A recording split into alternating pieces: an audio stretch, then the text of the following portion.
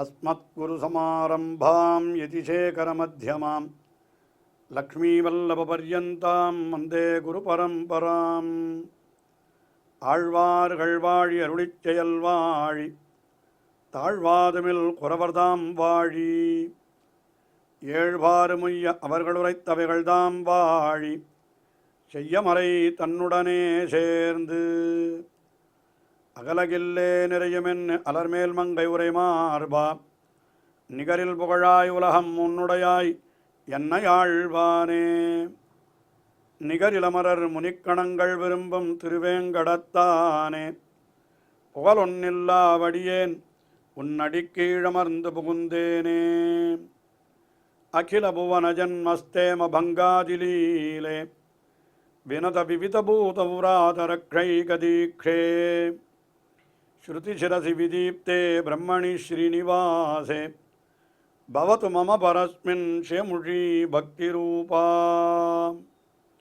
श्रीमान् वेङ्कटनाथार्य कवितार्किककेसरी वेदान्ताचार्यवर्यो मे सन्निधत्तां सदा हृदि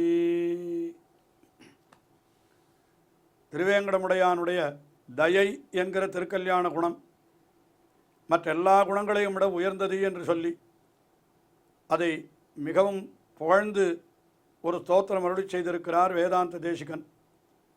தயா சதகம் என்றே கொண்டாடப்பெறுகின்ற ஸ்தோத்திரம். இந்த ஸ்தோத்திரத்திலே தயை என்கிற குணத்தை ஒரு தேவியாக உருவகித்து அந்த தயாதேவியையே பார்த்து அவளுடைய பெருமைகளை எல்லாம் அவள் முன்னாலே விண்ணப்பிப்பது போலே இந்த ஸ்தோத்திரம் அற்புதமாக அமைந்திருக்கிறது. அந்த தயையினாலே நாம் எப்பேற்பட்ட பேறுகளை பெறுகிறோம் என்கிறதையெல்லாம் இந்த ஸ்தோத்திரத்திலே மிகவும் அற்புதமாக அருளி செய்கிறார்.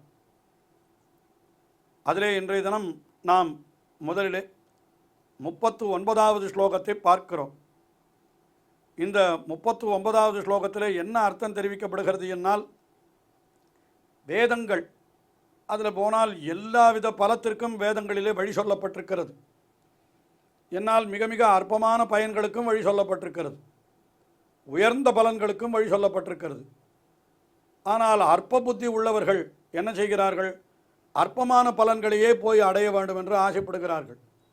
ஏதோ எனக்கு செல்வம் வேண்டும், எனக்கு பதவி வேண்டும் என்று இப்படி அழியக்கூடிய பலன்களை போய் அந்த வேதத்திலே சொல்லப்பட்ட யாகயங்களையே செய்து அற்ப பலன்களை பெற்று போகிறார்கள். ஆனால் உயர்ந்த பகவானையே பெறுவதற்கும் அதே வேதத்திலே வழி சொல்லப்பட்டிருக்கிறது. ஆனால் இதை அவர்கள் அறிவதில்லை. அதற்கு காரணம் என்ன? இவர்களுடைய புத்தி குறைவுதான். அற்ப புத்தியாகினாலே இவர்கள் விரும்புகின்ற பலன்களும் அற்பமாயே இருக்கின்றன. உயர்ந்த வேதங்களை கொண்டும் கூட அல்பமான பிரயோஜனங்களையே இவர்கள் பெற்று போகிறார்கள் என்றதை பார்த்தவுடனே இந்த தயாதேவிக்கு துக்கம் உண்டாகிறதான். உடனே அவள் என்ன பண்ணுகிறாள்? அவர்களை உயர்ந்த பலனை அடையும்படியாக அவர்களை உயர்ந்த பலனை எடுத்து காட்டுகிறாள். அதாவது இப்படி உதாரணம் சொல்ல வேண்டுமானால் என்ன சொல்லலாம்? ஒரு கடைத்தெருவுக்கு போகிறான். அங்கே கடைத்தெருவில் போனால் நல்ல வஸ்துக்களும் உயர்ந்த வஸ்துக்களும் பொருள்களும் விற்கப்படுகின்றன.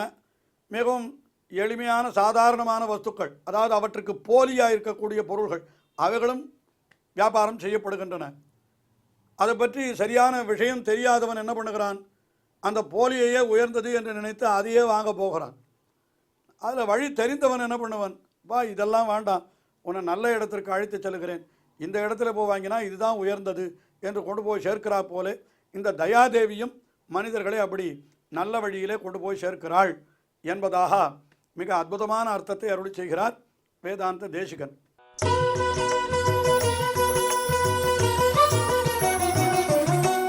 பரிமித பலசங்காத் பிராணினஹ கிம்பச்சானாஹ நிகம விபணி மத்தியே நித்யமுக்தானுஷக்தம் பிரசதனம் அனுகம்பே பிராப்தவத்யா பவத்யா விஷகிரி ஹரிநீலம் வியஞ்சிதம் நிர்விசந்தி. அனுகம்பே, தயாதேவியே, இந்த ஜனங்களெல்லாம் எப்படிப்பட்டவர்கள்? கிம்பச்சானாகா. கிம்பச்சானாகா என்னால்னா மிகவும் அற்பர்கள். கிம்பச்சானாகா பிராணினஹா, அற்பமான, அதாவது அல்பமேதசாம் என்று கீதையிலே அருளி செய்தானே, அதே போல இங்கே கிம்பச்சானாகா பிராணினஹா, அற்பர்களான இந்த ஜனங்கள் மனிதர்கள் இவா என்ன பண்ணுறான்னா பரிமித பல சங்காத்து, அளவுபட்ட பலம், அழியக்கூடிய பலம், இதிலேயே இவர்களுக்கு ஆசை.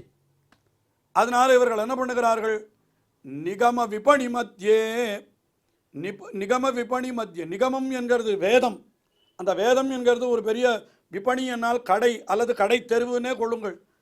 அப்படிப்பட்ட கடைத்தெருவு போல இருக்கக்கூடிய வேதத்தில் போய் அல்பமான பிரயோஜனங்களை பெற்று போவதாக இவர்கள் அப்படி இருக்கிறார்கள்.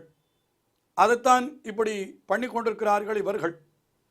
ஆனால் நீ என்ன பண்ணுகிறாய் என்னால், நீ எப்பொழுதும் அவர்களிடத்தில் அன்பு உடையவள் தயாதேவி.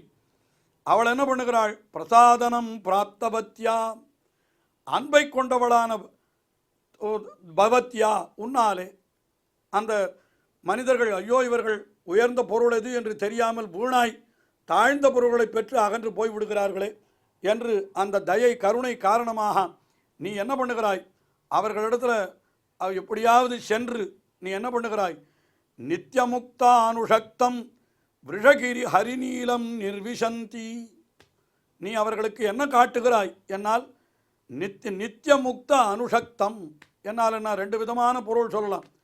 நித்தியர்களும் முக்தர்களாலும் எப்பொழுதும் சூழப்பட்டவனாயிருக்கிறான் பகவான் என்று. விருஷகிரி ஹரிநீலம், விருஷகிரி திருவேங்கடமலையிலே எழுந்தருள் இருக்கின்ற என்ன இந்திரன் நீலமணியை ஒத்தவனான பகவான், நித்தியமுக்தர்களாலே எப்பொழுதும் அனுபவிக்கப்படுவன், திருவேங்கடமலையிலே எழுந்தருள் இருக்கின்ற நீலமணி போன்றவன் என்ன அப்படியும் சொல்லலாம்.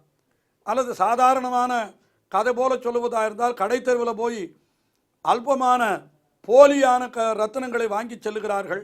ஆனால் நீ அப்படி அல்லாமல் நித்தியமுக்த அனுஷத்தம், எப்பொழுதும் நல்முத்துக்கோளோட கூடியிருப்பதான ஹரிநீலம் உயர்ந்த நீலமணியை அவர்களுக்கு காட்டி கொடுக்கிறாய், அந்த நீலமணியை அவர்கள் அனுபவிக்கும்படி நீ செய்கிறாய் என்று சொல்லுகிறார். நித்தியமுக்தா அனுஷக்தம் விருஷகிரி ஹரிநீலம் நிர்விசந்தி, உன்னுடைய கருணையினாலே தான், அதாவது பவத்யா என்னால் என்ன, பவத்யா வியஞ்சிதம், தயாதேவியினாலே காட்டப்பட்டுதான் அவர்கள் இந்த தாழ்ந்த பலன்களை விட்டு உயர்ந்ததான திருவேங்கடமுடையானை அனுபவிக்கிறார்கள். அதாவது நேரடியான அர்த்தம் கொள்வதாக இருந்தால் என்ன சொல்ல வேண்டும் என்னால், திருவேங்கடமுடையானுடைய தயை இருந்தால்தான் நேரடியாக திருவேங்கடமுடையானையே நாம் அனுபவிக்க முடியும். அந்த தயை இல்லை என்னால் அல்ப பலன்களை அவனிடத்திலேயே பெற்றுக்கொண்டு போய்விடுவார்கள். இப்படித்தான் உலகம் திருவேங்கடமுடையானுக்கு இடத்துல வருபவர்கள் பெரும்பாலும் அப்படித்தான் இருக்கிறார்கள். அதை இப்படி என்ன சொல்கிறார், ஒரு கடையிலே நல்லதும் கிடைக்கும், உயர்ந்ததும் கிடைக்கும், தாழ்ந்ததும் கிடைக்கும். சில பேர் வெறும் தாழ்ந்த வஸ்துவையே பெற்றுக்கொண்டு சந்தோஷமாக போய்விடுகிறார்கள். ஆனால் தயாதேவியினுடைய அனுகிரகம் இருந்தால் உயர்ந்த நீலத்தை பெற்று அனுபவிக்கிறார்கள் என்று, திருவேங்கடமுடையானையே பெற்று அனுபவிக்கிறார்கள் என்று இந்த ஸ்லோகத்திலே அந்த அர்த்தத்தை மிக அற்புதமாக அருளி செய்தார் வேதாந்த தேசிகன். அடுத்தபடியாக 40வது ஸ்லோகம். இந்த ஸ்லோகத்திலே என்ன தெரிவிக்கிறார் என்னால், தயாதேவி இருக்கிற பொழுது அவளை விட்டு வேறு குணங்களை அல்லது வேறு இன்னொரு தெய்வத்தை ஒருத்தன் பற்றுகிறான் என்னால் அவன் எவ்வளவு மூடனாக இருப்பான். எப்படி சொல்லுகிறார் என்னால், தேவ கங்கையே பிரவகிக்கிறது, அது ஆறு ஓடிக்கொண்டிருக்கிறது. இவனுக்கு தாகம் இருக்கிற பொழுது என்ன பண்ண வேண்டும், அந்த தீர்த்தத்தை எடுத்து பருகாமல் எங்கோ காணல் நீர் தெரிகிறதாம். அதாவது காணல் நீர் என்னால் என்ன, தண்ணீர் இல்லை, ஆனால் தண்ணீர் இருக்கிறா போல தெரிகிறது. உடனே அதில் இவ்வளவு பெரிய அலை ஓடுகிறதே, அது இன்னும் தெளிவாக இருக்கிறா போல இருக்கிறதே என்று அந்த காணல் நீரை தேடிக்கொண்டு ஒருத்தன் ஓடுகிறான், பக்கத்திலேயே கங்கை இருக்கிற பொழுது அதை விட்டு என்று. அதுபோலத்தான் உன்னை விட்டு மற்ற குணங்களை பற்றுவது என்பது போல இந்த ஸ்லோகத்திலே அருளி செய்கிறார்.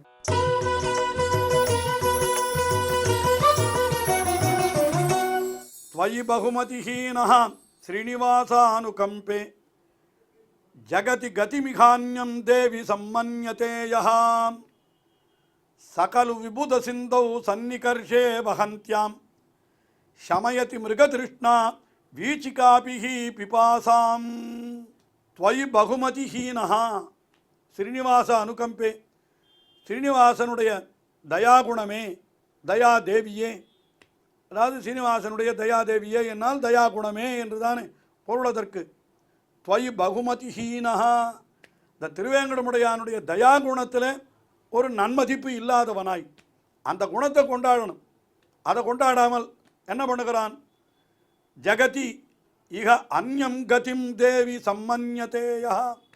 வேற ஒரு கதி என்னால் திருவேங்கடமுடையானை விட்டு வேற தெய்வத்தினிடத்திலே போகிறான் என்றோ அல்லது திருவேங்கடமுடையானிடத்திலேயே அவனுக்கு இருக்கக்கூடிய தயாகுணத்தை விட்டுட்டு வேறு குணத்தை பற்றுகிறான் என்றோ, இப்படி உயர்ந்த ஒரு விஷயம் சுலபமாக இருக்கிற பொழுது அதை விட்டுட்டு இன்னொரு இடத்துக்கு போவாளோ? ஒருத்தன் போகிறான் என்று வைத்துக் கொள்ளுங்கள். ஆக உன்னிடத்தில் தயாதேவியான உன்னிடத்தில் பெருமதிப்பு கொள்ளாமல் வேறிடத்திலே அவன் மதிப்பை கொண்டு அப்படி செல்லுவனானால் அவன் எப்படிப்பட்டவன் என்னால் அதை சொல்லுகிறார். என்ன சொல்கிறான்னா, சகலு, அவன் எப்படிப்பட்டவன்? விபுத சந்தௌ சன்னிகர்ஷே வகந்தியாம். அதாவது விபுத சிந்தௌ வகந்தியாம் சன்னிகர்ஷே. விபுத சிந்து என்னால் ஆகாச கங்கை, அதாவது எம்பெருமானுடைய திருவடி தீர்த்தம், கங்கா ஜலம் என்று வைத்துக் கொள்ளுங்கள். அதுதான் தேவகங்கை. அது நன்றாக பெருகி ஓடுகிறது.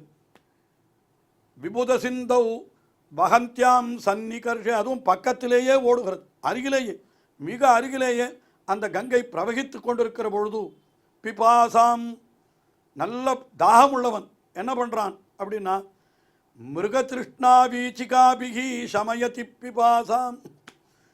மிருகதிருஷ்ணிகா என்னால் என்ன? காணல் நீர். உண்மையிலே நீர் கிடையாது, ஏதோ பூமியிலே அந்த ஒளி ஒரு விதமாக படுகிற பொழுது அது தண்ணீர் போல அப்படி பிரதிபலிக்கிறது. அது பார்த்தால் என்ன தோணும்? அங்கே தண்ணீர் இருக்கிறா போல தெரியும். சரி, அதை தேடிக்கொண்டு கிட்டக்க போனால் என்ன ஆகும்? தண்ணீர் இன்னும் தூரத்தில் தெரியும். எத்தனை தூரம் போனாலும் தண்ணீர் இருக்கா போலத்தான் இருக்கும், ஆனால் தண்ணீர் இருக்காது. இதுக்கு தான் மிருகதிருஷ்டிக்கான்னு பேர். காணல் நீர். பக்கத்திலேயே கங்கை ஓடுறது, அந்த கங்கையை விட்டுட்டு காணல் நீரில் அலை ஓடுறதான், அலை தெரியறதான் இவனுக்கு. என்ன பண்ணுறான்? அதை போய் இவன் என்ன பண்ணுகிறான்? அந்த அலைகளாலே பிபாசாம் சமயதி கலு, தன்னுடைய தாகத்தை தணிப்பவனாக நினைத்து கொள்ளுகிறானே. இது என்ன அறிவீனம் இது? நல்ல கங்கை பக்கத்தில் ஓடுகிற பொழுது அந்த கங்கை நீரில் இருக்கக்கூடிய தீர்த்தத்தை எடுத்து, தேவகங்கை அதனுடைய தீர்த்தத்தை எடுத்து தன்னுடைய தாகத்தை தணித்து கொள்ளாமல் எங்கேயோ வெகு தூரத்தில் தெரிகிற காணல் நீரிலே போய் தன்னுடைய தாகத்தை தணித்து கொள்வதாக நினைக்கிறவன் எவ்வளவு அறிவீனனோ, எவ்வளவு அறிவு கேடனோ. அதுபோலத்தான் இப்படி நமக்கு உபயோகப்படக்கூடிய, நமக்கு பலவிதமான உபகாரங்களை செய்யக்கூடிய அந்த தயாதேவி இருக்கிற பொழுது, அந்த தயாதேவியான உன்னிடத்திலே பெருமதிப்பு கொள்ளாதவனாய் அந்யாம் கதிம் சம்மன்யதே, ஏதோ தன்னுடைய முயற்சி என்பது போல பல விஷயங்களை வைத்து அதனாலே நான் பேர் பெற்று விடுவேன், எனக்கு எதற்கு இவன் ஒருத்தருடைய தயவும். சில பேர் சொல்லுவாள் இல்லை உலகத்தில், எனக்கு யாருடைய தயவும் வேண்டாம், தயவுனாலன்னா இந்த தயை தான், அந்த தயெல்லாம் எனக்கு வேண்டாம் அப்படின்னு சொன்னால் அது மற்றவர்கள் விஷயத்தில் வேணுமானால் உண்மையாக இருக்கலாம். ஆனால் பகவான் இடத்துல போய் உன்னுடைய தயை எனக்கு வேண்டாம் என்று சொல்லலாமோ? சொல்லக்கூடாது. ஆனால் சில பேர் அப்படியும் இருக்கிறார்கள் போலும். அதுதான் சொல்லுகிறார் இந்த இடத்துல. கங்கை பக்கத்தில் ஓடுற பொழுது காணல் நீரை தேடி ஓடுகிறா போலே திருவேங்கடமுடையானுடைய தயை இருக்கிற பொழுது அந்த தயையை விட்டுட்டு நானே என்னை காப்பாற்றி கொள்வேன், எனக்கு என்னுடைய முயற்சி உண்டு என்று ஒருத்தன் செய்தானால் அது எப்படி போலேனா காணல் நீர் போல, அதில் தண்ணீரே கிடையாது, இவனுக்கு பலனும் கிடைக்காது என்று அதைத்தான் சொல்லுகிறார் இந்த ஸ்லோகத்தில். மிக அற்புதமாக திருவேங்கடமுடையானுடைய தயை அதுதான் நமக்கு எல்லா பேற்றையும் பெற்றுத்தரும் என்ற அர்த்தத்தை வெகு அழகாக இப்படி உதாரணத்தை கொண்டு காட்டியருளினார் இந்த ஸ்லோகத்தில். இன்னும் இப்படிப்பட்ட அற்புதமான ஸ்லோகங்கள், வேதாந்த தேசங்களுடைய ஸ்லோகங்களை நாம் தொடர்ந்து அனுபவிப்போம். ஸ்ரீயக்காந்தாய கல்யாண நிதயே நிதயேர்த்தினாம் ஸ்ரீவேங்கடநிவாசாய ஸ்ரீனிவாசாய மங்களம். ஸ்ரீமத் சுந்தரஜாமா திருமுனிமானசவாசினே சர்வலோகநிவாசாய ஸ்ரீனிவாசாய மங்களம்.